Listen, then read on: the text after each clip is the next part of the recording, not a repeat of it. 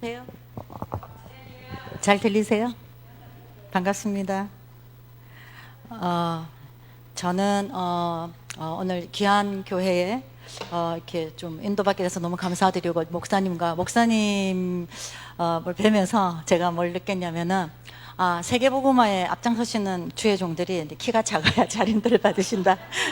류 목사님처럼 굉장히 이제 그 언약 비전을 갖고 계시면서 너무 확신 가운데 이렇게 인도하시는 목사님 뵈면서 저는 이런 목사님들 뵐 때마다 이제 너무 이렇게 하나님의 언약 성취되는 거에 대한 확신을 느끼거든요. 그래서 너무 귀한 교회에 불러주셔서 목사님과 당에 감사드립니다.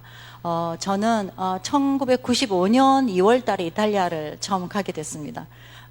제가 어릴 때 소원이 이제 선교사였는데, 제가 이제 그 공부에 이렇게 조금 공부도 못하면서 공부하는 걸 이렇게 좋아하고 공부에 빠져가지고 다 잊어버렸어요. 다 잊어버리고, 중학교 때부터 이제 저는 이탈리아라는 나라에 공부를 하러 가기 위해서 기도도 하고 준비도 하고 그랬습니다. 그러다가, 이제 제가 성악을 했거든요. 그래서 이제 이탈리아를 생각하게 됐고 준비를 했는데, 제가 너무 그것만 보고 달려가다가 제가 대학 졸업할 때쯤에서 이제 한계를 좀 만나게 됐어요. 어떤 한계를 만났냐면은 유학을 가려고 때까지 달려왔는데 가려고 하니까 겁이 나는 거예요.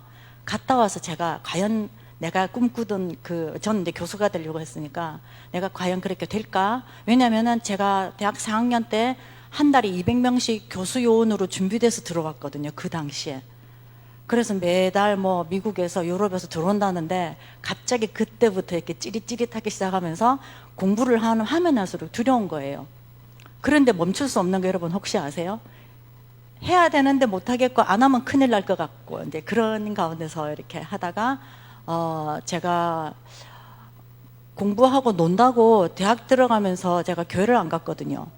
저는 원래 불신자 가정에서 태어났습니다. 그랬는데 감사하게 제가 초등학교 1학년 때 담임 선생님이 이제 저를 이제 전도하셔가지고 신앙생활을 하다가 제가 원래 이제 다니던 교회에서 불신자 가정에서 나오는데 너무 신앙생활을 잘한다 그러는 거예요. 저는 잘한 것 같지 않았는데 그분들이 저를 잘한다 하니까 저는 또 뭐라고 생각했냐면은 다 거짓말쟁이라 그랬어요. 내가 진짜 잘하지 않는데 나보고 잘한다고 생각하는 저 사람들은 가짜다 이렇게 제가 이제 생각을 하면서 그러는데 이제 우리 어릴 때 다니던 교회에 그 선교단체 내비게이터라고 그게 들어왔어요. 근데 제가 고등학생 때 저보고 이제 신앙생활 잘한다고 내비게이터는 굉장히 시스템이 굉장히 좀 까다롭고 그렇습니다. 그래서 어떤 리더나 예비 리더가 되려면은 일단 대학을 가야 되고 대학에서도 나름 이렇게 좀 객관적으로 이렇게 좀 인정을 받아야 되는데 제가 고등학교 2학년 때 예비 리더를 시켜주더라고요.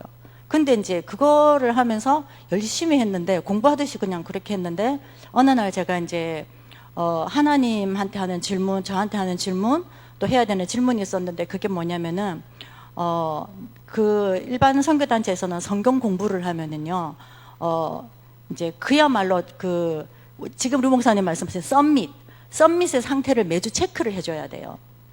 그런데 솔직히 저도 썸밋이 아닌데 그 사람들 이제 조원이라 그래요. 이 조원들에게 썸밋 상태를 체크하면서 성경 몇 번 읽었어요? 기도는 어떻게 했나요? 응답은 어떻게 받았나요? 뭐 이런 질문을 해요. 그리고 이제 성경에 나오는 인물도 막 외우고 성경 구절 외우고 안 외우면 밥을 안 주고 뭐 이런 걸 하거든요. 그러다 보니까 이제 잘했어요. 그랬는데 어느 날 나도 이렇게 못하는데 내가 이 사람들한테 이런 질문할 자격이 되나? 근데 이런 질문을 하기 시작하면서 점점 그게 이제 딜레마가 되기 시작을 했고 그러다가 급기야 이거는 내가 아무리 해도 되는 거 아니니까 내 양심상 이걸 안 해야겠다. 이래서 제가 이제 어느 날 예비 리더도 내비게이터도 안 하겠다 하고 이제 관두고 교회를 찔끔찔끔 나가다가 대학 가서는 이제 아예 안 가게 된 거예요. 그렇게 이제 한 만 5년을 교회를 안 갔거든요. 그러면서 이제 유학을 가려고 하니까 지금 생각하면 우습잖아요. 하나님의 인도하심 속에 가도 지금 될까 살을까 말까인데 그렇게 하고 갔으니까 준비를 하니까 그래서 제가 너무 고민되고 이제 염려되고 두려움까지 오는 가운데 다시 하나님을 찾게 됐어요. 너무 힘드니까 하나님 찾대요, 사람이.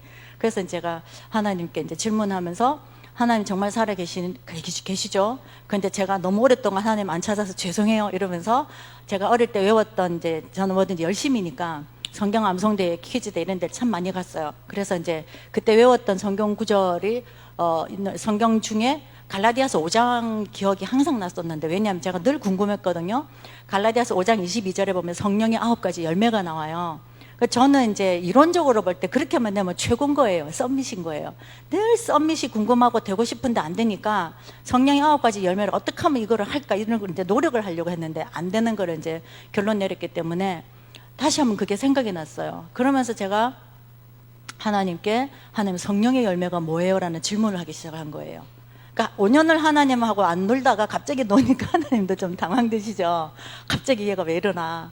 그러면서 제가 중학교 때 외웠던 성경 구절들, 그리고 이제 그 저에게 비전을 심어주셨던 믿음의 선배들, 이런 분들이 했던 그 말들이 생각나는 거예요. 그러면서 제자, 증인, 여기에 관심이 가기 시작하면서 어릴 때 읽었던 성경책을 폈는데 제가 많이 읽었더라고요. 뭐 그냥 빨간 줄로 막 쳐놨어요. 근데 동그라미를 해놓은 것들이 발견이 됐는데 거기에 전부 제자, 증인, 성령 이런 단어에 동그라미를 쳐놨더라고요. 분명히 제가 기억 하나도 못했거든요.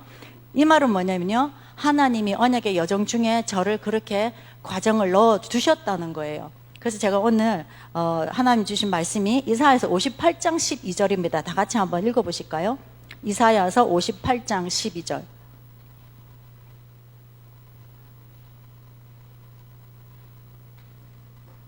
제가 봉독하겠습니다. 내게서 날 자들이 오래 황폐된 곳들을 다시 세울 것이며 너는 역대에 파괴된 기초를 쌓으리니 너를 일컬어 무너진 데를 보수하는 자라 할 것이며 길을 수축하여 거할 곳이 되게 하는 자라 하리라. 아멘. 저는 이 말씀, 수많은 말씀 중에 한 2년 전에 하나님께서 이 말씀을 주셨어요. 이 말씀을 제가 받으면서 제 인생의 결론이 내려진 말씀이에요. 아, 나는 이거를 위해서 이 땅에 태어났구나. 그 연세가 좀 있으신 분들은 국민교육헌장 아시죠? 그 맨 처음에 시작이 어떻게 돼요? 나는 이 땅에 민족 중흥 부흥의 역사적 사명을 띠고 태어났다로 시작하잖아요. 저는 이 말씀을 읽으면 난 이거를 위해서 태어났구나, 정확하게 알게 됐어요. 그전에도 당연히 이 길로 가는 거였지만 말씀으로 하나님이 이렇게 딱 주시니까 모든 것들이 선명해지는 거예요. 그래서 제가 이제 칠판을 이렇게 쓰기는 쓰되, 여러분 칠판 세워지면 뭘 많이 적을까 봐 걱정되시죠? 저 별로 적는 거 안 좋아해서 조금만 적겠습니다. 좀 도식이 필요해서, 도식화가 좀 필요해서요. 왜냐하면은 오늘 목사님께서 CBDIP 말씀하셨는데 우리 평생에 하나님이 CBDIP 말씀으로 우리 주셨어요. 우리가 모를 뿐이거든요. 그래서 이제 저는 저의 삶을 가지고 여러분들, 특히 오늘 이제 중직자분들 오셨는데 중직자로서 나의 정체성을 모르면 전 제일 힘들 것 같아요.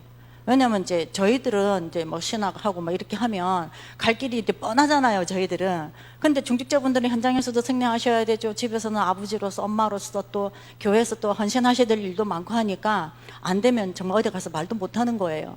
그래서 정확하게 나의 CBDIP가 없으면은 같이 갈 수가 없어요. 그리고 목사님이 동쪽으로 가자 할 때 같이 갈 수 없어요. 힘이 없으니까요. 저 같은 경우는 아까 제 처음 제가 어릴 때 복음 받았던 시기하고 이제 지금의 이제 이거는 이제 그 다음에 나아갈 방향이고, 한 이 정도까지가 제가 이제 종교 생활했던 시절이라고 하면은요.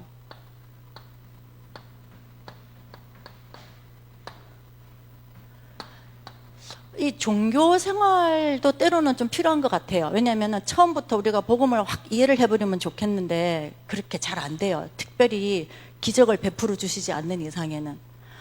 저는 이디오피아 내시와 빌립과의 만남이 선교 현장 가면 늘 있을 줄 알았거든요. 그거는 기적이기 때문에, 기적이 늘 있으면요 평소 생활이 안 되는 거 아세요 혹시? 일상생활이 안 돼요. 그래서 왜 안 주시지 왜 안 주시지 이랬는데 보니까 띄엄띄엄 있었어요. 그런데 그 띄엄띄엄 있었던 것 때문에 제가 하나님을 확인하고 하는 과정이었지, 이것이 늘 있어서 신앙생활을 한다는 거는 이제 지구를 떠나야 되는 상태거든요, 그 상태가. 그래서 종교 생활을 할 때는 막연하지만 신에 대해서 관심이 가고 의지가 되고 어떻든 뭐 소발의 쥐잡기로라도 응답도 한번 받아보고 이제 이런 과정을 좀 가는 것 같아요. 제가 이탈리아를 가서 첫 한 3년 정도는요 열정 갖고 했어요. 선교에 대한 열정, 복음에 대한 열정. 그리고 저는 처음에 이제 공부를 하러 갔었습니다. 공부를 하러 갔는데 가서 이제 공부를 하면서 유학생들을 보면서 하나님이 저한테 기억나게 하신 것이 너는 너의 소원을 갚아라였어요. 제가 어릴 때 선교사 되고 싶다고 소원을 했거든요. 근데 저는 이제 하나님 내가 공부 좀 하고 내가 나중에 내 꿈을 이루고 나서 성공하면 이게 조건이 항상 붙었었어요. 근데 하나님이 저한테 주신 거는 뭐냐면은 네 말고도 성공하는 사람 많다. 나는 지금 네가 필요하다. 그걸 너무 강하게 주셨어요. 그래서 공부하면서 이제 본격적으로 다락방을 시작을 하는데 처음 3년은 그냥말로 기적이었어요. 다락방이 그냥 되더라고요. 왜냐하면 제가 할 수 있었던 거는 뜨거운 가슴 하나뿐이었거든요. 뭐 임마누엘 이거 하나 가지고 있었고 위드와 임마누엘만 갖고 했는데 너무나 많은 문을 열어주셨는데 이 3년쯤 될 때 이제 엄청 이제 다락방 이단이라고 이제 그 핍박이 시작되기 시작했어요. 그로부터 한 10년을 거의 산송장처럼 살게 하시더라고요. 10년을. 한 거는 이제 기도하고 그냥 훈련받고 이것만 했습니다.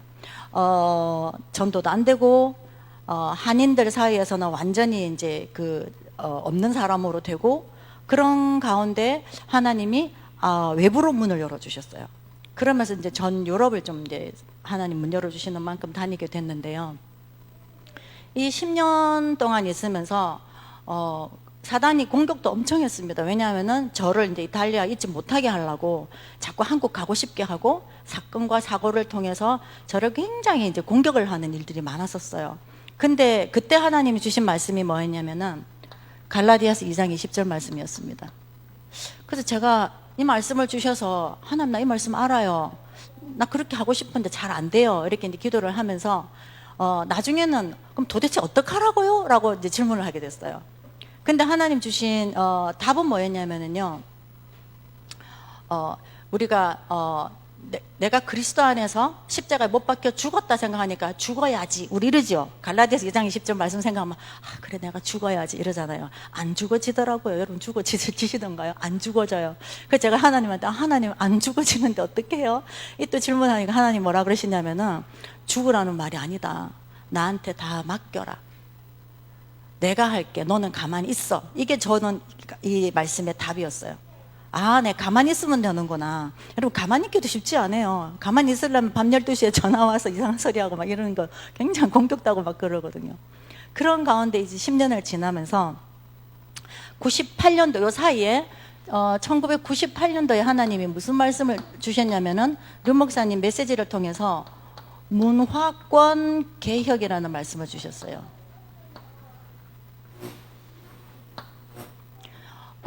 제가 유럽 가서 문화가 우리랑 너무 다르다. 저는 좋았어요. 중학교 때부터 준비했으니까 저는 가니까 아는 집에 놀러 온 것처럼 공항에 도착할 때부터 그랬어요. 그런데 전도 선교를 놓고 보니까 너무 다른 거예요. 처음에는 몰라가지고 이제 복음 전했거든요. 알면 알수록 못 전하겠는 거예요. 왜냐하면 그 사람들은 종교를 건드리는 거는 자기의 그 아주 깊은 개인 내면을 터치하는 거기 때문에 천하의 무식쟁이로 봐요. 어디 감히 저 동양애가 무식하게 내 종교를 건드려? 이렇게 얘기를 생각하거든요. 그러니까 안 되게 돼 있는 거예요. 복음을 전하면 무시부터 하니까 안 되는 거예요. 귀를 안 열어주니까요. 근데 이때 다락방 집회 때 한국에 이제 선교대에 훈련 왔다가 문화권 개혁이라는 메시지를 딱 붙잡게 됐어요. 그렇지. 문화가 다른데 대놓고 내가 계란으로 바위를 깨뜨리려니까 안 되는구나. 그럼 어떻게 할까요? 하나님 이걸 또 계속 질문했어요. 그럼 저는 이제 제가 음악을 하니까 처음에는 문화 이러니까 여러분 문화하면 뭐가 생각나세요? 음악, 예술 이런 거 생각나시죠? 근데 문화라고 하는 사전적인 의미는 뭐냐면요. 인간이 밥 먹고 숨 쉬고 관련된 모든 활동 이렇게 적혀 있어요. 그러면은 만약에 이제 오장로님께서 보통 사람은 하루에 이제 3번 밥을 먹어요. 그럼 예를 들어서 장로님 하루에 한 끼만 드신다고 치면 장로님 한 끼만 드시는데 막 날씬해지고 막 힘도 좋아지고 멋있어지고 성령도 충만하고 이러면은 장로님을 본받고 싶겠죠. 우리도 한 끼만 먹으면 저래 되나 보다. 그럼 나도 할래. 두세 사람이 그거를 해서 옆 사람이 막 하고 싶은 분위기가 조성되면 그때부터 그건 문화라 그래요. 이해 잘 되십니까? 그게 문화예요. 그러면은 유럽 사람들이 가지고 있는 문화라는 거는요, 즐기고 남 간섭 안 하고 남도 나한테 간섭하면 안 되고 그리고 내 하고 싶은 대로 내가 뭐 결혼을 하든지 말든지 내가 뭐 집을 사든지 말든지 내 하고 싶은 대로 할래? 이거예요. 그게 뭐예요, 여러분? 창세기 3장 하나님 떠난 상태잖아요. 그게 문화가 됐어요, 유럽에는. 그래서 하나님하고 관련 있는 걸 얘기하면 창세기 3장 끝내야 되니까 자기 문화가 끝난다고 생각하니까 그건 아니야 라고 얘기를 강하게 하는 거예요. 그래서 이 문화권 개혁이 너무 중요한데, 그래서 저는 음악으로 한다고 생각했어요. 예술로 한다고 생각했어요. 그게 아니라 그들을 이해하는 거였어요. 아, 이거구나. 그리고 또한 이 문화권을, 우리 다락방에는 단어가 강하니까 문화권 개혁해야 된다 이러니까 개혁해야 된다. 누가? 내가. 항상 그래야 돼요. 내가 개혁하려니까 잘 안 되죠. 그러니까 또 포기를 하거든요. 그래서 주님이 개혁하세요. 내가 도구가 돼야 돼요. 근데 이 문화권 개혁이라는 메시지를 딱 받고 나서 이렇게 보니까요. 아, 복음을 심어줘서 그들의 흑암 문화를 뺏어오는 거. 이게 문화권 개혁이에요. 그래서 선교는 뭐냐? 전도는 뭐냐? 상대방의 문화를 복음 문화로 바꿔주는 거. 그래서 여러분들이 전도하실 때 여러분이 다 선교사인 거예요. 상대방의 우상숭배하던 문화에서, 놀이 즐겨하던 문화에서, 술 담배 하는 문화에서 데리고 나오는 거잖아요. 그게 문화권 개혁이에요. 그러고 나서 이 메시지 잡고 계속 기도하다가 제가 2014년도에 응답을 받은 것이 있는데, 그게 뭐냐면은 어떤 이 문화권 개혁을 선교를 위한 문화를 통해서 문을 여는 작업을 하는 팀을 만들었어요. 그래서 이제 NGO는 아닌데요. NGO 가기 전 단계예요. 이거를 이제 정식으로 이제 이태리에 등록을 하고 활동을 조금씩 하는 중에 있는데, 선교사님들 목적은 뭐냐면은 선교사님들 캠프 하실 때 문 여는 역할을 해주는 문화팀이에요. 유럽에 이제 문화하는 랩런트들 많고 그러잖아요. 또 하나는 이 랩런트들이 공부를 하러 왔지만 그거를 이렇게 공부를 하고 나서 쓸 수가 없어요. 와서 연주해달라는 데도 없죠. 돈 주고 데리고 가는 데도 없죠. 근데 왜 그런 줄 아세요? 여러분 혹시 공부 열심히 했고 돈 열심히 벌었는데 뭐 하나 잘 안 된다 이런 거 못 느끼셨어요, 혹시? 이유는요, 하나님하고 방향 안 맞으면 그래요. 절대적으로 그렇습니다. 그래서 그 랩런트들을 무대도 세워주고 한국에 들어오면 불신자들하고 경쟁해야 되니까 유럽에서 연주했다라고 하는 캐리어도 만들어주고 그런 랩런트 발판이 되게 하는데 팀을 만들었어요. 이거를 이제 이 응답을 받은 거죠, 이렇게. 그래서 참 기뻤어요. 이 응답을 받고 나서 이걸 가지고 또 그 다음 응답을 받으려고 기도하던 중에 계속 진행하다가 2016년인가 7년쯤에요. 7 황금어장 메시지가 나왔어요. 스페인 집회 때.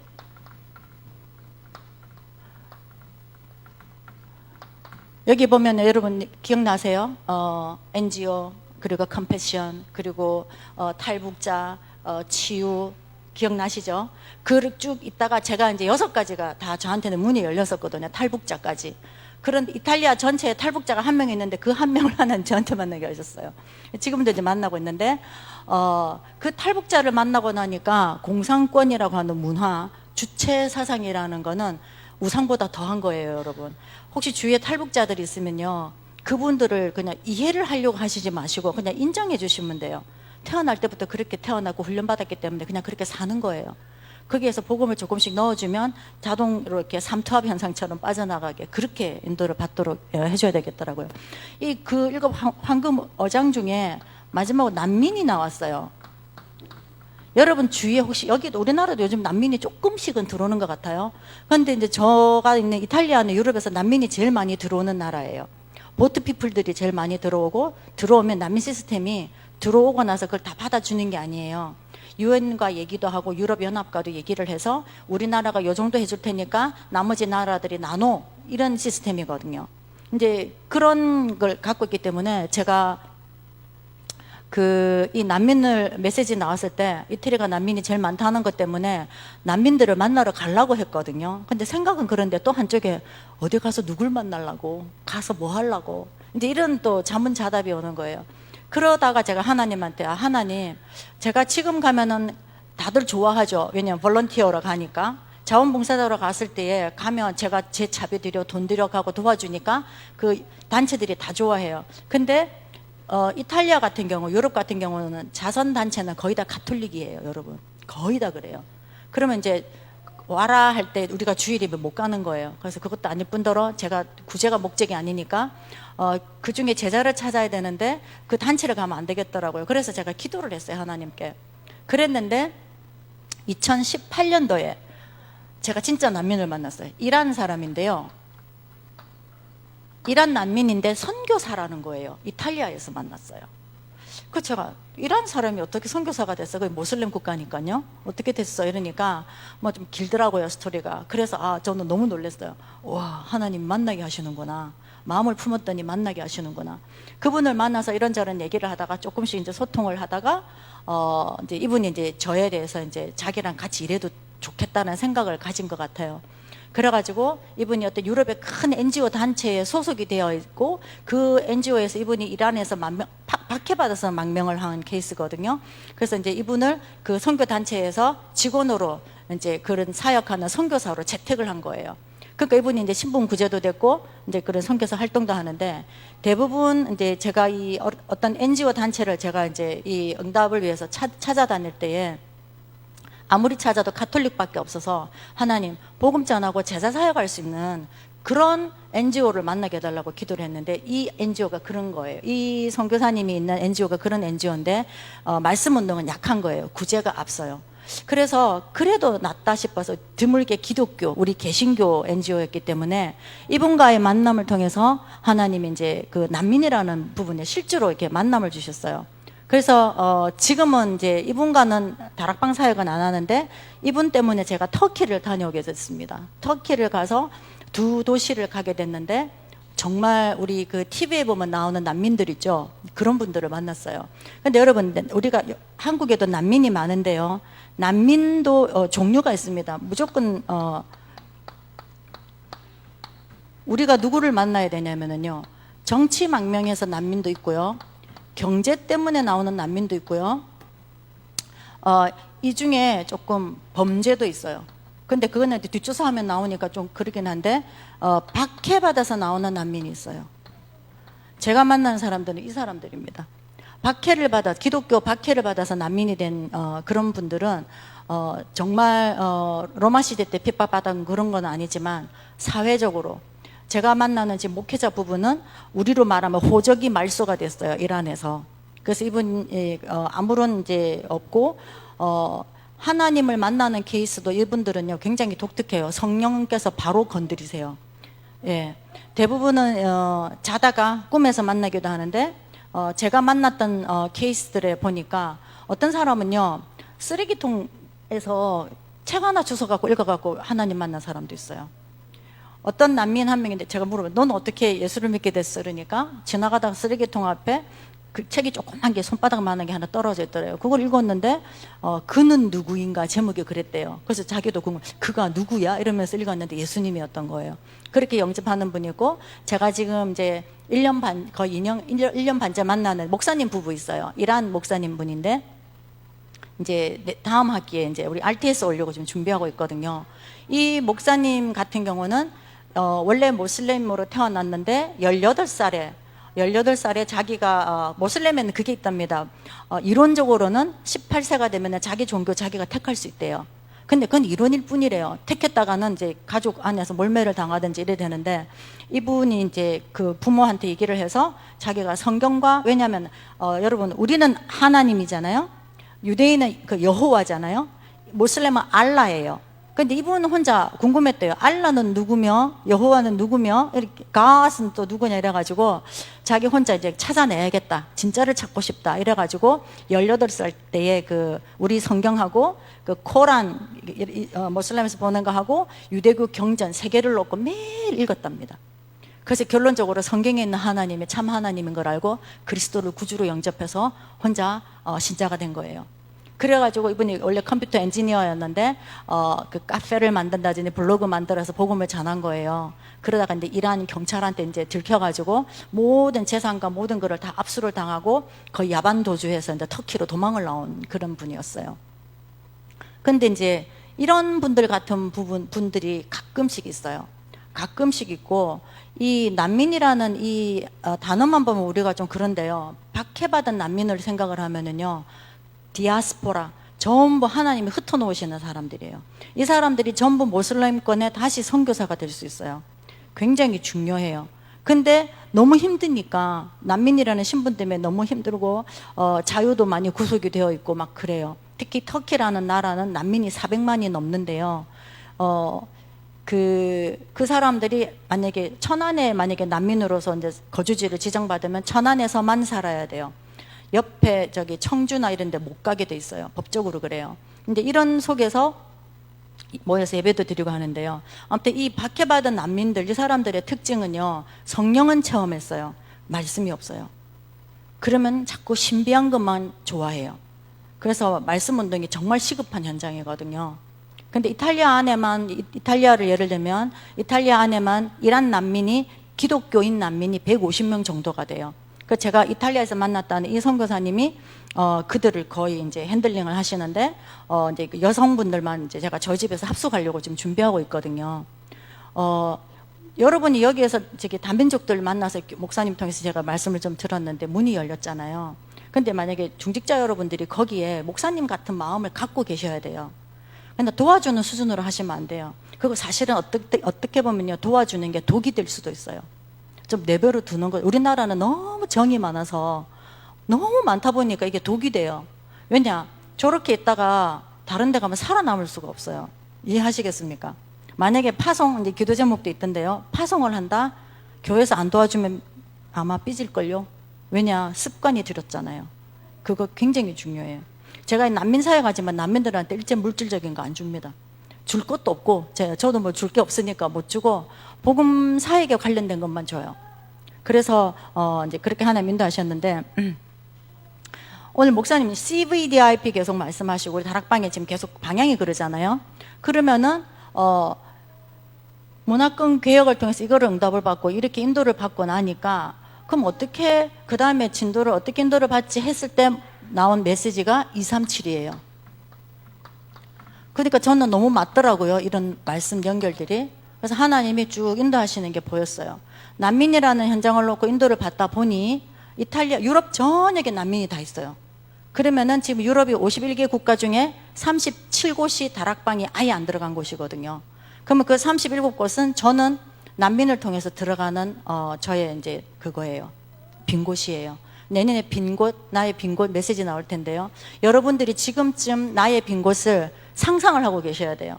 그래야지 내년에 말씀 나오면은 원단 메시지 때 응답이 되는 거예요. 지금부터 상상을 하셔야지. 그래서 CVDIP 중에 C는 covenant, 하나님이 주시는 언약이에요. 오늘 이제 목사님 말씀하셨죠. 창세기 3장, 그 여자의 후손, 그 비밀이에요. 그거를 들었어요. 할아버지로부터 들었는데, 형들도 똑같이 들었는데 왜 요셉만 기억해요? 여러분, 왜 학교 가면 1등부터 꼴찌까지 있을까요? 1등의 선생님 말씀 제일 잘 듣는 거예요. 꼴찌는요, 딴짓해요, 그 시간에. 그 여기 교회 성도분들 계신데 목사님 말씀하실 때 제일 잘 듣는 분이 그 응답 제일 많이 받겠죠. 요셉이 아버지 야곱의 말을 제일 잘 들은 거예요. 아버지의 말로 들은 게 아니죠. 언약으로 붙잡았죠. 그러고 나서 400년 동안 이방에서 개교된다. 그것도 들은 거예요. 그때가 언제지? 왜 400년이지? 궁금해했어요. 요셉만. 다른 성들은 안 궁금해한 것 같아요. 요셉이 이 언약을 다 가지고 나서 자기의 꿈이 뭐였어요? 세계복음화였거든요. 11별과 해와 달이 절하고 볕단이 절하고. 그런데 요 사이에 하나님이 요셉에게 언약을 주신 거죠. 여러분은 언약을 찾는 게 아니에요. 언약은 하나님이 주시는 거예요. 그거 달라 하셔야 돼요.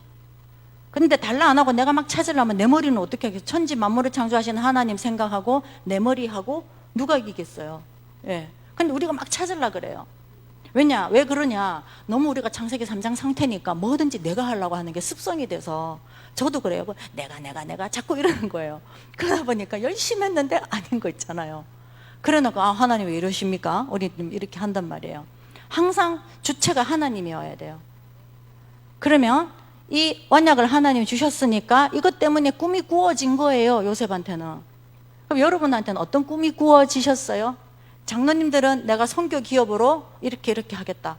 혹시 그런 꿈이 있으세요? 그 꿈이 있으면요, 지금 여러분들 메시지 흐름 속에 확인되는 게 있을걸요. 분명히 있습니다. 선교사들은 선교사대로 이게 있어야 되고요. 목회자는 목회자대로, 중직자는 중직자대로, 렘넌트는 렘넌트대로 이게 있어야 되는 거예요. 그러면 보세요. 요셉이 언약을 받고 꿈을 꾸고 그 하나님이 주시는 미리 본 그거를 보고 자기가 구체적인 꿈을 꾸기까지, 실제로 꿈을 꾸기까지 요 기간이 있어요. 요셉이 몇 년일 것 같아요, 여러분? 언약을 받았고 그림을 받고 하나님이 이래 하시겠구나까지가 달려가기 전까지 이게 있었어요. 그런데요, 이렇게 이루어지기까지 요셉이 몇 년이었겠어요? 한 20년이요. 한 20년. 왜냐하면 15세, 16세 이쯤에서 노예로 팔려갔대요. 그 30살에 총리가 됐잖아요. 그럼 한 15년이니까 대충 계산하면 한 20년 할 수 있어요. 저는 저한테 적용을 해봤죠. 난 이탈리아가 26년이 됐거든요. 내가 26년 동안에 만약에 요셉이 붙잡은 언약을 붙잡았으면 난 최소한 밀라노 시장쯤은 돼야 되는 거 아니야? 저가 저한테 질문을 했어요. 이렇게 헛다리를 짚고 사는구나. 말씀 받고 아멘 하지만. 근데 요셉은 정말 붙잡은 거예요. 꿈 꿨죠. 이 꿈이 이루어지는 날 하나님 어떻게 하실 거야? 성경에는 기록이 안 됐지만 창세기 49장에 나옵니다. 형들이여 걱정 마시라. 하나님이 당신들 앞서 나를 보내셨다. 그 꿈에 대한 완성을 자기가 얘기해 준 거예요. 증인으로. 그러면 이게 있기 때문에요. 아이가 뭐예요? 이미지, 상상이에요. 꿈이 있으니까 상상이 돼요. 저는 이태리 유학 간다 이 꿈이 있었기 때문에 늘 상상하고 연습했어요. 서양 사람들은 밥을 어떻게 먹지? 책 읽어가지고 뭐 에티켓 360을 서양 문화 배우는 이런 거 중학교 때 읽고 막 이랬어요. 막 저 혼자 준비했어요. 상상을 하는 거예요. 내가 만약에 유명한 성악가가 되면 나는 어디서 하지? 뭐 밀라노 가니까 스칼라 극장에서 내가 뭐 오페라를 하고 있을까? 별별 상상을 하면서 자랐어요. 그런 상상을 하게 돼요. 그러면요, 그런 꿈과 이미지를 내 머릿속에 그리기 때문에 오늘 프랙티스, 내가 실천을 할 수가 있는 거예요. 요셉은 그 실천이 노예를 최선을 다해서 하는 거고 감옥 가서 최고로 거기서 심부름하는 거였어요. 그러면 이제 예를 들어 우리 중직자분들, 장로님 권사님들이 하나님 주신 이게 있으시면은요, 내가 오늘 하는 카운트에서 돈 받는 거, 내가 오늘 밥해서 혹시 식당을 하시는 분 같으면 손님들 반찬 만들어 주는 거 여기 안에 있어야 돼요. 저는 맛없는 식당은 가도 불친절한 식당 저는 안 가거든요. 더러운 식당 안 가거든요. 그런 어떤 예를 들어 저의 이제 그걸 말씀을 드렸지만, 그러면은 예를 들어 식당 같은 업을 하시는 분은 너무나 다양한 분들이 오니까 식당의 목적이 뭐예요? 맛있어야 되는 거잖아요, 일단은. 그런데 그거 없이 그냥 하루하루 그냥 선교 기업 아무런 구체적인 거 준비 없이 안 되게 돼 있는 거예요. 근데 목사님이 가지고 계신 CVDIP하고 교회 중직자분들이 갖고 있는 CVDIP가 같아야 돼요. 그러면 안 되거든요. 안 같으면. 류광수 목사님 제가 이제 계산을 해봤어요. 저는 91년도에 이제 임마누엘 교회 동삼제일교회를 처음 갔기 때문에 그때부터 지금까지 류광수 목사님이 교회당 응답을 7번째 지금 받으시는 거예요. 성전 응답을. 그럼 일반 목회자들 하나, 두 개 받으면 잘 받으시는 거거든요. 7개, 그게 그 류광수 목사님 개인의 힘이겠어요? 이 언약 때문에 하나님이 주시는 거예요. 당신의 힘으로 못하니까 하나님이 중직자들을 붙여주신 거예요. 제가 임마누엘 교회 중직자분들을 개인적으로 아는 분들이 많잖아요. 생각이 달라요, 그분들은. 예를 들어서 정명주 장로님, 유명하시니까 또 들으셔서 아시겠지만, 그분 같은 경우는 아예 내가 기업을 하는 목적은 교회와 전도 선교거든요. 목적이 그거예요. 돈 벌려고 하시는 게 아니고. 근데 그렇게 했는데 뭐 최고 수출 금탑을 받는다든지 이런 일이 따라오는 거예요. 그래서 장로님들, 권사님들, 또 안수 집사님들이 거기에 방향을 딱 놓고, 학생들은 공부를 가지고 그 방향을 놓고 있으면은요, 거기에서 내가 최고가 되려고 하는 게 그냥 되는 거예요. 하나님이 되어지게 하시는 거예요. 저도 부족하고 잘 못하지만 제가 계속 이런 걸 따라가다 보니까 하나님이 저한테만 주시는 어떤 눈에 안 보이는 게 선이 있어요. 내가 너를 이렇게 인도해 줄게, 다음에는 여기에서 여기까지 옮겨줄게. 보여요. 보이니까 준비할 수 있잖아요. 그리고 준비했기 때문에 응답이 오면 당연한 거죠. 내가 한 게 아니죠. 하나님이 가르쳐줬는데 가는 건 당연한 거잖아요. 그런데 하나님이 가르쳐줘서 했는데 내가 했다고 하면 안 되잖아요. 그러니까 철저한 성령인도, 위드 임마누엘 원리스가 다 한 단어라면요, 성령인도예요. 근데 성령인도를 대부분 너무 막연하게 이렇게 생각을 하시는 것 같아요. 성령 자체가 눈에 안 보이시니까 그럴 수는 있는데, 저는 고민을 많이 했거든요. 저는 저의 성령인도를 말씀 따라가는 거, 그리고 내 생각대로 안 하는 거. 저는 제 생각을 하면 막 머리가 딱 돌아가요. 옛날에 썼던 이제 그런 세상적인 머리가 막 돌아가요. 그러면 이거 멈출 수가 없어요. 한번 돌아가면. 여러분, 제가 공부를 하면 이틀을 밤을 새고 막 이런 공부를 했거든요. 그러니까 그 수준으로 생각을 한단 말이에요. 아시겠죠? 완전 실패해요. 그러면 하나님하고 완전 다른 거. 근데 그때는요, 그렇게 생각을 한 이틀을 하고 나면은요, 뭐가 된 것 같아요. 이론적으로는 뭐가 돼요. 근데 뚜껑을 열면 안 되는 거예요. 하나님의 자녀는요, 이게 성령인도 빼면 아무것도 아니에요. 이거를 해야 돼요. 혹시 또 중직자님들과 목회자의 갈등은요, 방향이 안 맞을 때 갈등이거든요. 예를 들어서 목사님은 저기 A로 가자 이랬는데, 중직자분들은 세상에서 경험이 많으시잖아요. 우리 목사님 세상 경험이 없어서 그래. 교회에서 제가 제일 많이 들은 얘기가 그거예요. 세상 경험이 없어서 돌아가는 걸 몰라 이러시는데, 세상 경험 안 해도 돼요. 하나님이 이 세상 경험 다 하셨잖아요. 하나님 가르쳐 주시면 돼요. 그래서 목사님들한테는요, 하나님이 다이렉트로 알려주세요. 못 깨닫는다? 하나님 이거 한 번만 하면 되거든요. 근데 교회에서 중직자들이요, 막 이걸 할라요. 그러니까 교회들이 막 풍지박산이 나고 막 난리가 나는 거예요.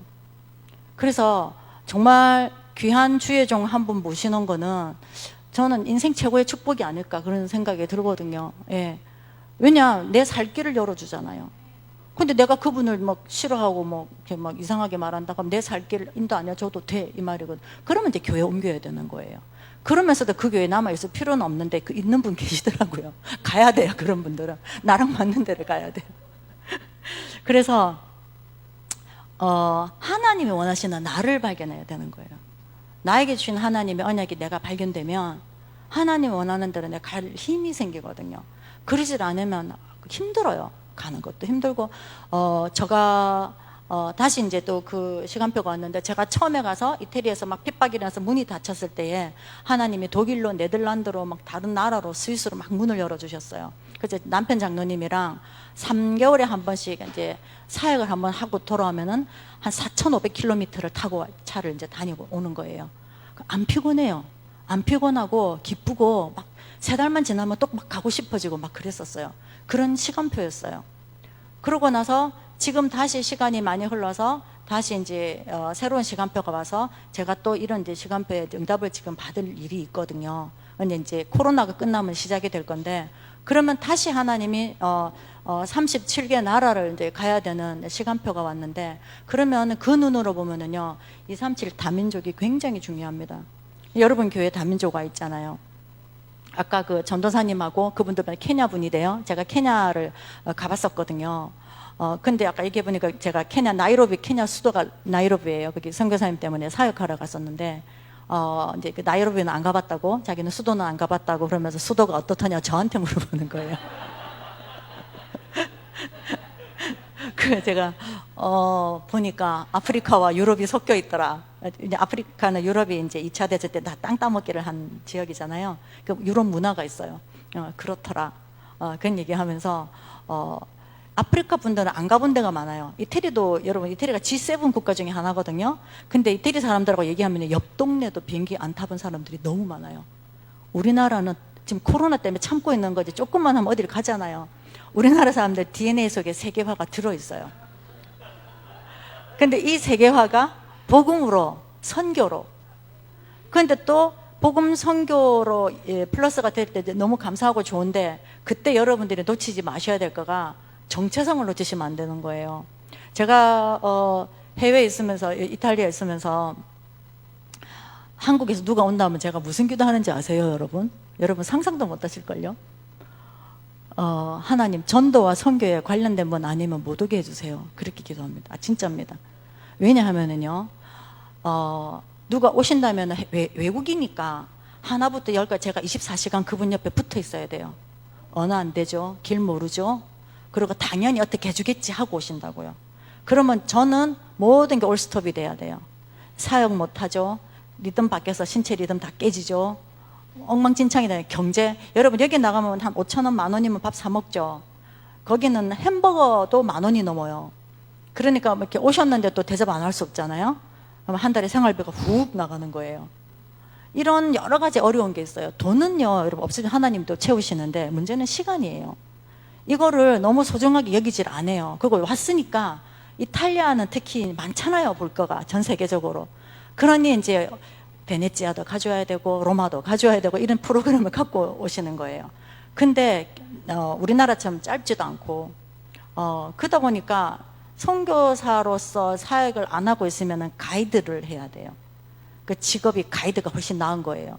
아시겠죠? 그래서 나가실 때 여러분들이 정말 그 선교지 현장을 여러분들이 진짜 가슴에 품고 있으면요, 내가 예를 들어 베네치아가 베니스거든요. 베니스를 가려고 안 했는데 성령께서 역사하셔서 갈 일이 생겨요. 그러면 가시면 돼요.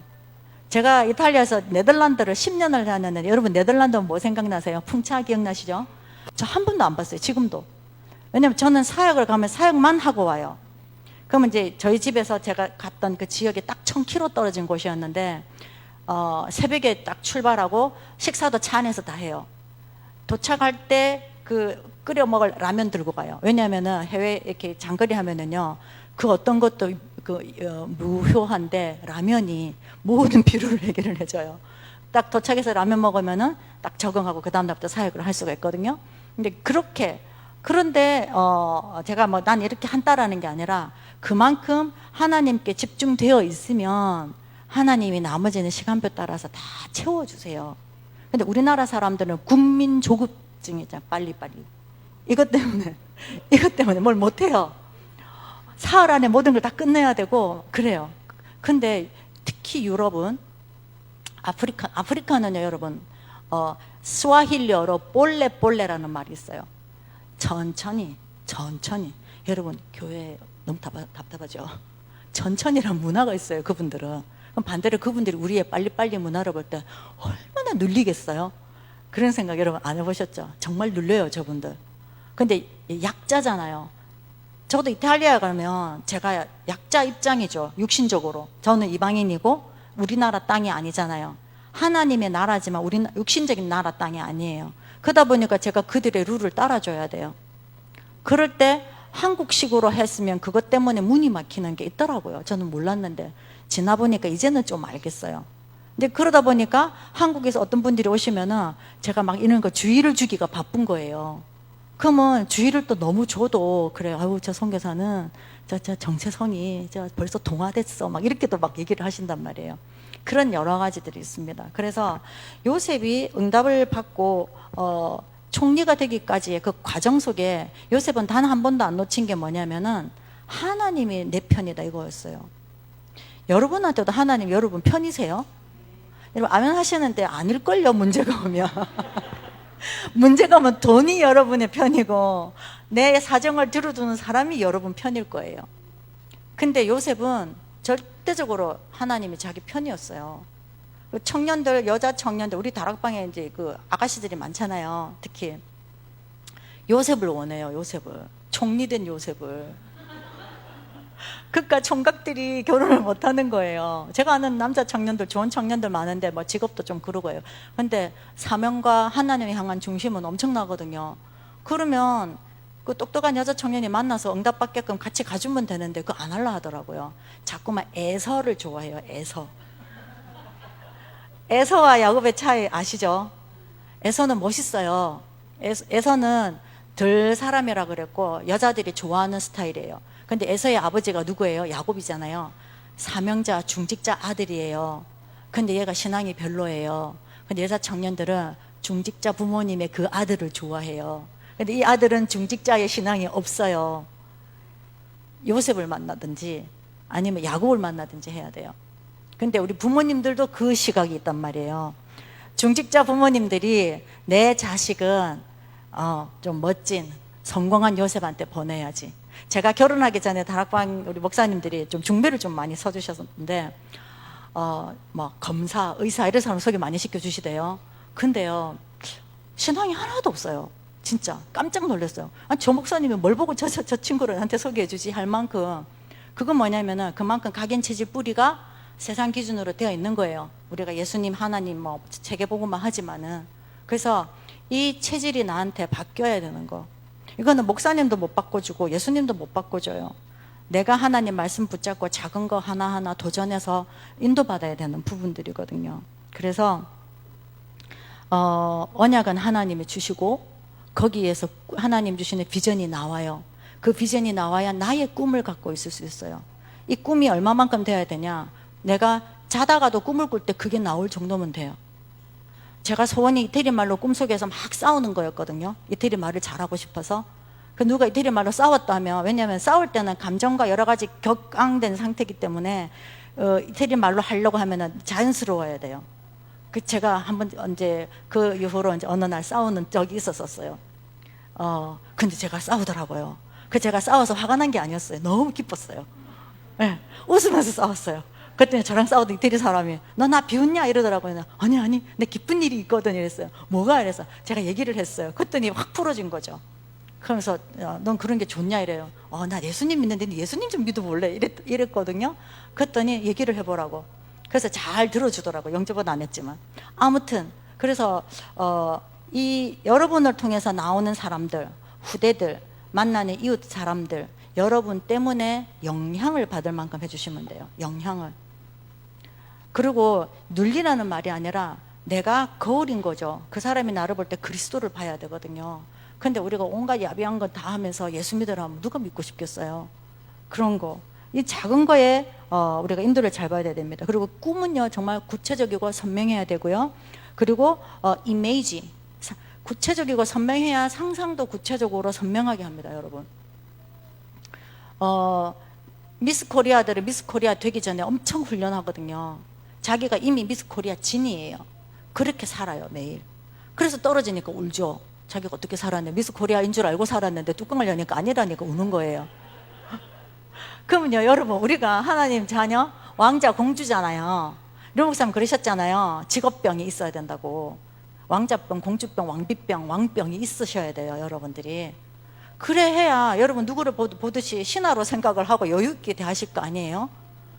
그래, 니 내 꿈 훔쳐갔냐? 에이 자식, 내가 한 개 더 줄게. 이렇게 될 정도면은 그들이 나를 보고 다르구나.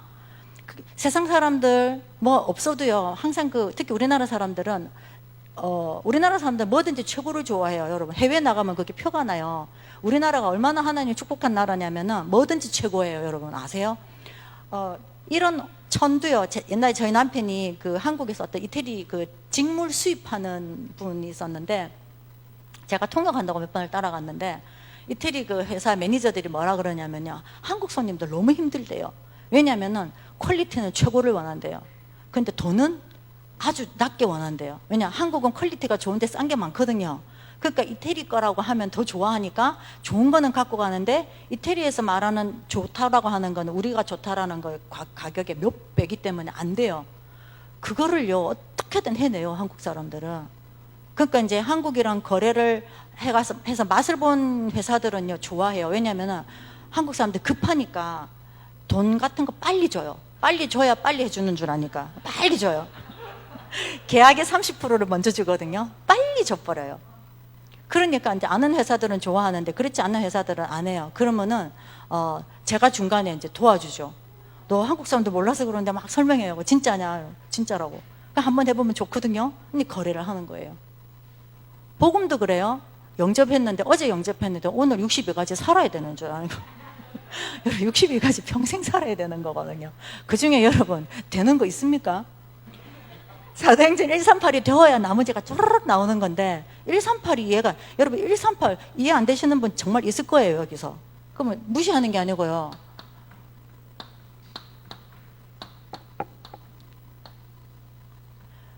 누가가 데오빌로 각하여, 내가 전에 쓴 편지 그게 누가복음이에요.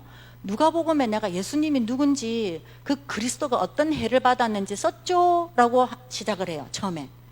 그러고 나서 예수 그리스도가 뭐 했냐면 감난산에서 40일 동안 불러서 우리한테 하나님 나라 얘기해 줬어요 이러면서 들은 사람들이 모여가지고 마가다락방에 모여가지고 성령 받았대요. 이 글을 쓴 거예요. 사도행전 1장 138은 그 말이에요. 이게 이해가 되어야 그 다음 거가 이해가 되는데, 우리나라는 주입식 교육이잖아요. 62가지 다 외우대요. 좀 깜짝 놀랐어요. 외워갖고 될 일이 아니라니까요. 외우지 않고 하나씩, 늦어도 돼요. 비교하시면 안 돼요, 다른 사람하고. 각자 개인의 시간표가 있어요. 류광수 목사님의 62가지하고 저의 62가지가 같겠어요? 다릅니다. 그래서 이게 이해가 안 됐으면 이거부터 하나님한테 응답을 받으셔야 돼요. 그리스도의 하나님, 그리스도. 근데 사실 솔직히 많이 들었는데 도대체 모르겠어요. 여러분, 베드로한테 예수님이 뭐라 그래요? 내가 네 반석 위에 교회를, 한국 성경은 그러잖아요. 제가 이탈리아에 가서 알았던 놀라운 사실 2개가 있어요. 그게 뭐냐면은 주님이란, 왜 예수를 주라 한다고 그래 핍박을 했을까? 그게 뭐라고 저 그래 생각했거든요. 근데 이태리 말에 이 말이 있어요. 이게 주라는 말이에요. 남자분한테도 시뇨레 이렇게 얘기해요. 높은 분한테도 시뇨레라고 해요. 근데 이거는 오늘날 남자들한테 이렇게 얘기하지, 그 말은 뭐냐, 평준화 시킨 거예요. 옛날에는 영주나 황제 이런 사람들한테는 이걸 써요. 주님이라고 쓰는 거예요. 그런데 예수님한테 이렇게 얘기하니까 깜짝 놀란 거죠. 저 역적이 나타났다. 역적이구나. 반역자구나. 그리고 또 하나는요, 베드로 이름. 이태리 말로는 베드로 이름이 피에트로예요. 이게 뭐냐면요, 돌멩이란 뜻이에요. 그럼 엄청 쉽게 말씀드리면 돌쇠예요, 돌쇠. 베드로 이름이 돌쇠인가? 돌쇠예요. 마당쇠, 돌쇠 아시죠? 베드로야, 네 이름 그 돌쇠, 그것처럼 내 믿음을 단단하게 해줄게. 예수님이 그 말씀하신 거예요. 그래서 네 반석 위에 내가, 근데 네가 돌쇠였는데 반석으로 해줄게. 예수님이 네가 이 고백했으니까 반석으로 해줄게. 여러분, 그러면 이 최고 낮은 자리에서 최고로 간 거잖아요. 이탈리아는 베드로라는 이름 엄청 많거든요. 근데 이태리 사람들의 특징이 뭐냐면, 베드로라는 이름은 야비한 놈이라는 인식이 들어있어요. 베드로가 좀 그런 성격이 있잖아요. 그래서 이 2 단어를 가지고 제가 이렇게, 그래서 그렇구나, 알게 됐어요. 예수님을 주님, 예수님을 왕으로, 그리스도 3중직 중에 여러분, 제사장 선지자는요, 여러분이 삶에 크게 영향이 안 와요. 이해됩니까? 내 죄를 내 영접할 때 사함 받았죠. 평소에 계속 죄사함 안 하잖아요.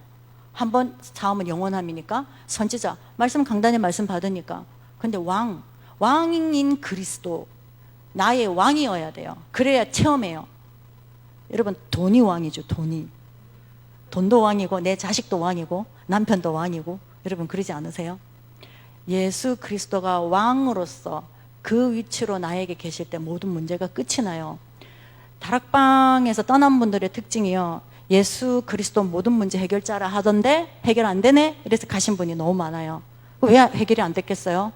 그리스도가 나의 것이 아닌 거예요. 나의 왕이 아닌 거예요. 다르게 말하면요, 복음이 이해가 안 된 거예요. 들은 거지 이해가 된 게 아니에요. 복음이 이해됐다? 그리스도가 이해된 거예요. 내 모든 문제 끝났다? 그리스도 내 모든 것이다. 그거거든요.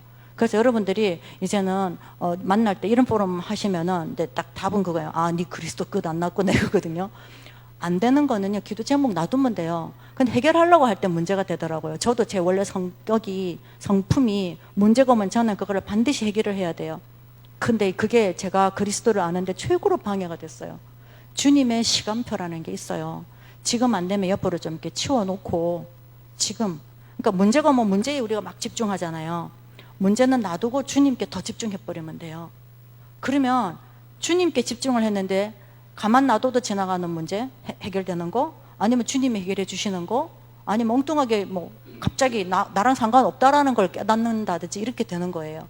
그래서 왕 대신 주님께 집중하는 거, 이 그리스도가 나의 왕의 위치로 정말 자리매김 되셔야 돼요.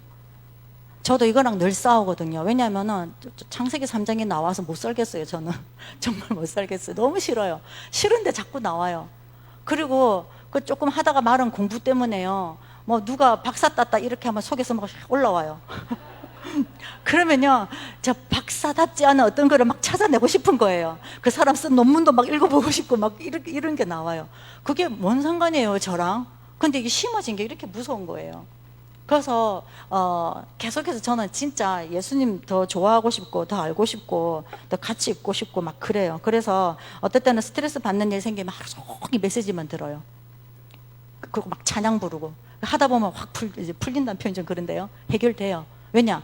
거기 신경이 안 쓰였기 때문에. 그 문제가 해결된 거 아니에요. 제가 여기에 집중됐기 때문에 잊어버린 것 뿐이에요. 끔은 다시 생각날지라도 그렇게 하는 거예요. 근데 두 번, 세 번 자꾸 하면 나중에 그거는 나에게서 좀 멀어지는 거더라고요. 그래서 특별히 선교 현장에 지금 자비스 장로님 가 있잖아요. 여러분 그 자비스 장로님한테 잘 있냐 이래 물어보지 마세요. 잘 안 있어요. 잘 안 있을 수밖에 없죠.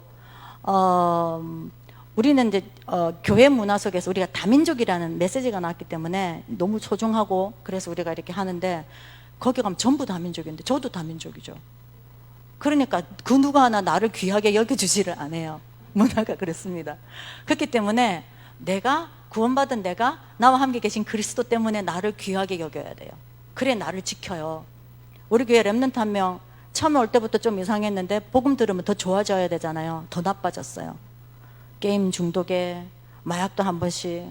한 번은 저한테 자기 기도하는 게 있다는 거예요. 뭔데? 이랬더니 선교사님 저 돈을 벌고 싶어요. 아직 미성년자예요. 너 미성년자 돈 벌면 잡혀가. 제가 그랬어요. 그랬더니 아니요 버는 방법이 있대요. 뭔데? 이랬더니 마약을 팔면 된대요. 근데 이게 여러분 충격이죠. 거기는 그 또래 청소년들이 돈 벌려면 쉽게 할 수 있어요. 쉽게 할 수 있어요. 그 평소에 만나는데 그 중에 한 명이 마약 파는 애가 있어요. 근데 걔는 지 영업이니까 안 떼주죠. 아시겠죠? 영업 비밀을 안 나누는 거예요. 근데 얘가 친해지고 이렇게 하면은 나 용돈 필요한데 좀 해줘. 그래서 제가 물어봤어요. 어떻게 버는데? 이랬더니 돈이 없는데 그 마약을 너 어떻게 사? 이랬더니 외상으로 구한대요. 그 외상으로 줄 때 이자를 붙여서 넘긴대요. 이게 만약에 5만 원어치다. 그럼 너 나중에 10만 원 갚아 이런대요. 그럼 얘는 어떻게 해야 되겠어요? 5만 원을 20만 원으로 만들어야 돼요. 이거는 이제 너무나 이제 공공연한 사실이고 또 마약이라고 하는 형태로 또 주면 안 되니까 유럽은 마약 하는 사람은 여러분 그 범죄자 취급을 안 해요. 파는 사람만 잡아가요. 그래서 학교에도 교사가 그냥 대마초 핍니다. 저도 뭐 길거리 가더라도 이렇게 대마초 냄새 많이 맡거든요. 우리 동네는 대마초로 만든 담배 자판기가 있어요. 학교에서 교사들이 담배 펴요. 그 쉬는 시간에.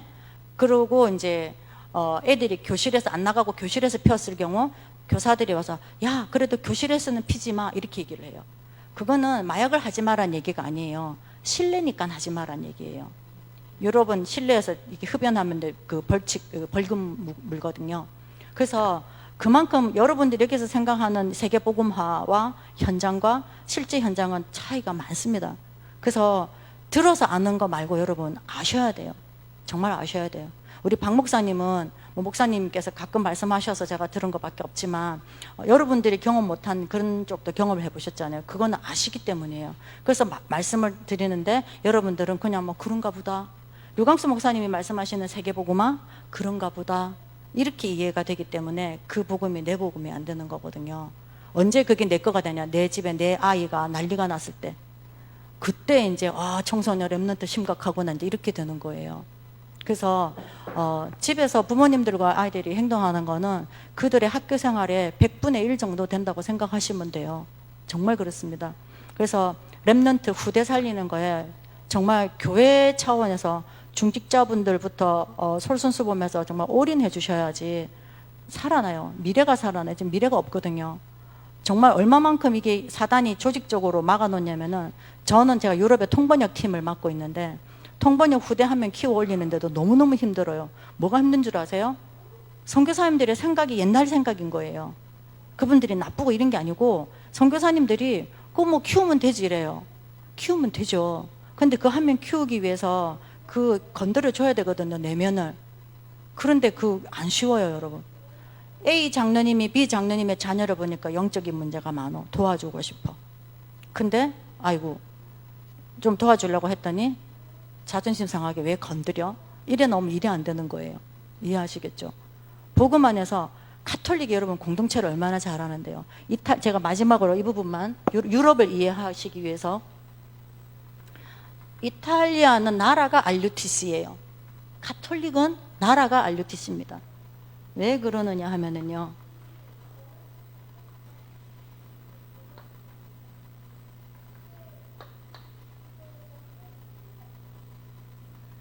이게 이탈리아 지도예요. 부츠 같죠, 부츠.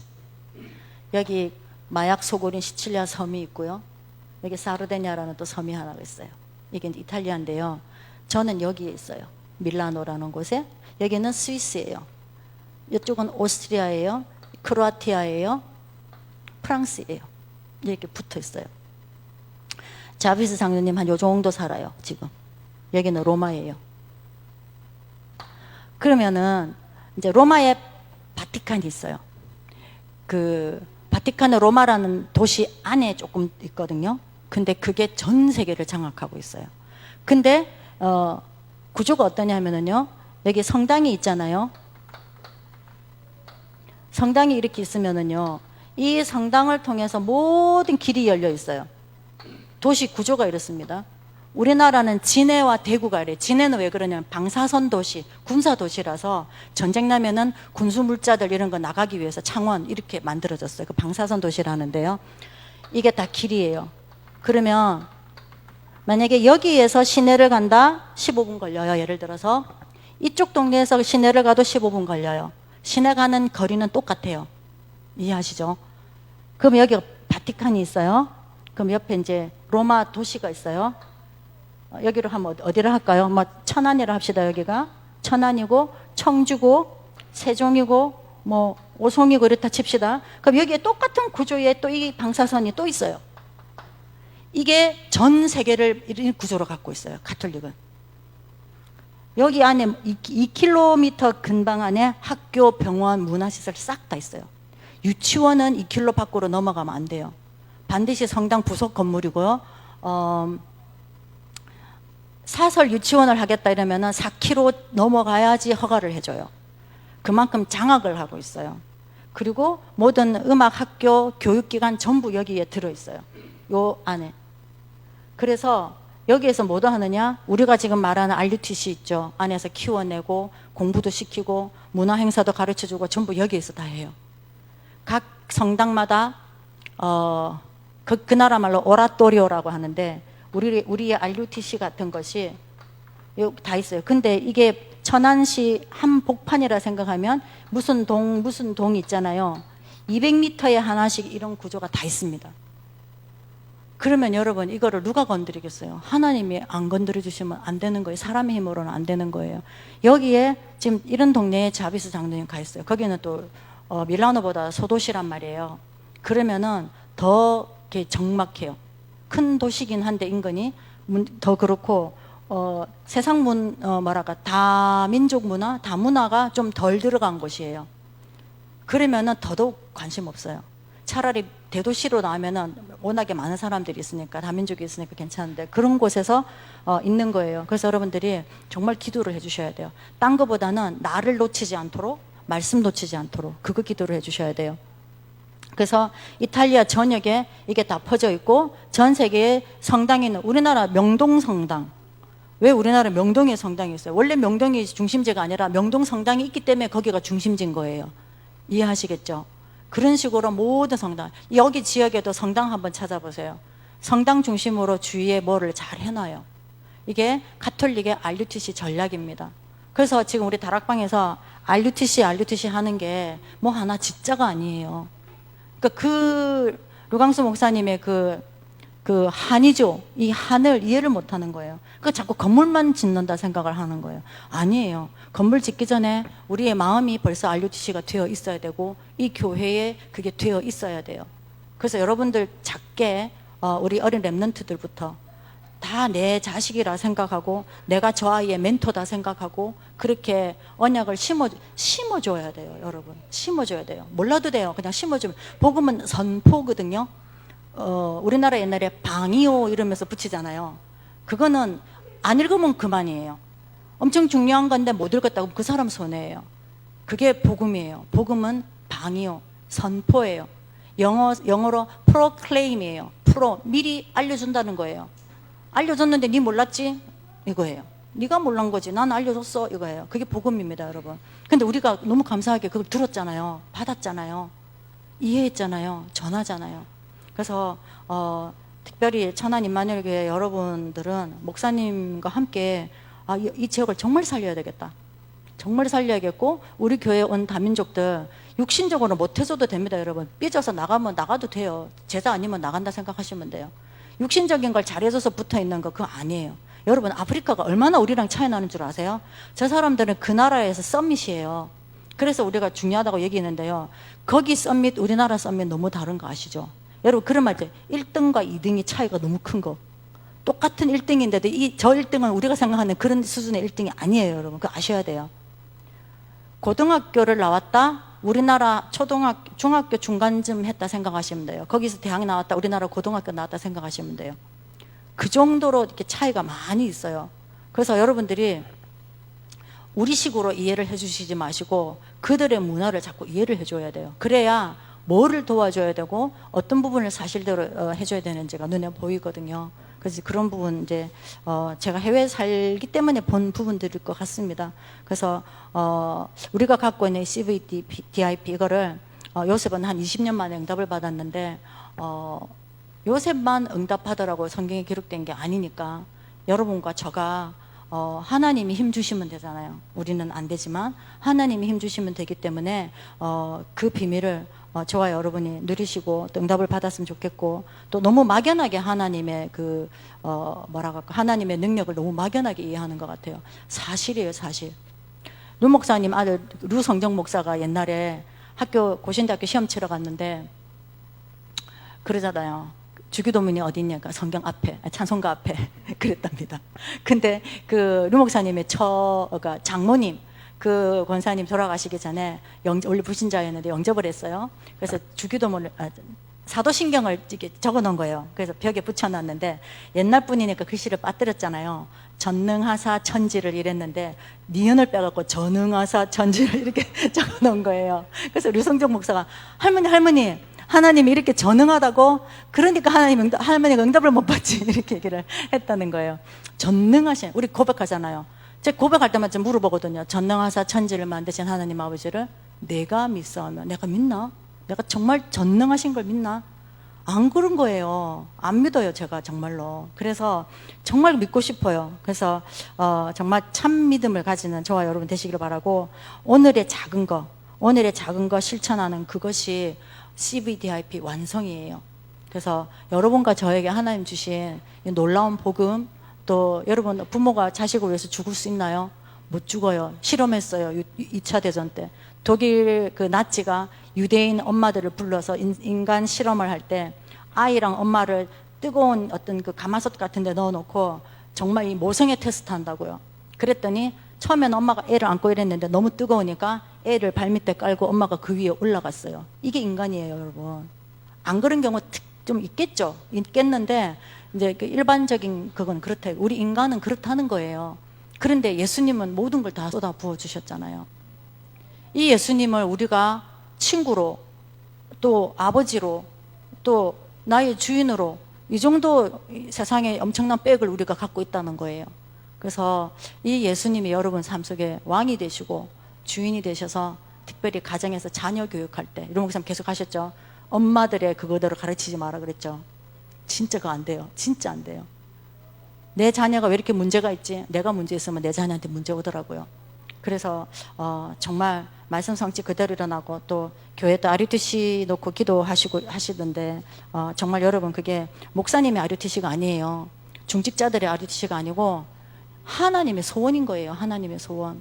그거를 꼭 응답 받으셔서 하나님 영광 돌리시고 기뻐하시는 그런 교회와 여러분들 되시기를 진심으로 예수님의 이름으로 축복합니다. 기도하겠습니다. 하나님 아버지 감사합니다. 주님, 만세전에 이 교회와 목사님과 중직자들을 준비하신 하나님 아버지, 이 지역 살리시고 또 다민족 복음화와 세계 복음화 때문에 하나님께서 세우신 교회인 줄 믿고 감사를 드립니다. 하나님, 하나님 하신 일은 너무나 많고 하나님께서 영광 받으셔야 될 일이 너무나 많은 이때에 우리가 너무나 눈을 감고 있고, 하나님, 우리가 한다고 하나 엉뚱한 거 할 때가 너무 많습니다. 아버지 하나님, 우리의 생각과 마음을 하나님 바꾸어 주시옵시고 눈을 열어 주시옵소서.